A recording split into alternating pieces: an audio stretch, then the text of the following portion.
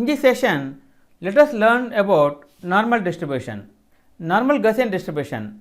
The normal distribution is one of the most important distributions. It is also called the Gaussian distribution after the German mathematician Carl Friedrich Gauss. It fits the probability distribution of many events, example IQ scores, heartbeat, etc. Use the random.normal method to get a normal data distribution. It has three parameters. LOC means where the park of the bell exists, scale, standard deviation, how flat the graph distribution should be, size, the shape of the returned array. Normal distribution. 0D arrays or scalars are the elements in the array. Scalars are the elements in an array. Each value in an array is a 0D array. Example, generate a random normal distribution of size 2 into 3.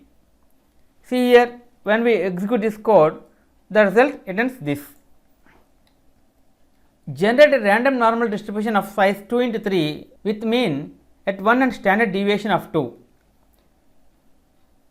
While if you execute this code, the result returns this. Visualization of normal distribution. 0D array or scalars are elements in an array. Each value in an array is a 0D array. Create a 0D array with a value. See, from NumPy import random, import matplotlib pylop as plt, import cbound as sns. See, if we execute this code, the result returns this. The curve of a normal distribution is also known as the bell curve because of the bell shaped curve. Okay friends, this is the end of part 19, normal distribution. In next video, let us learn about another topic, binomial distribution.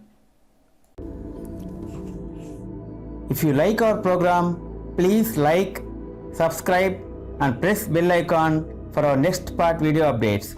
Thank you friends. Meet you in next video. All the best.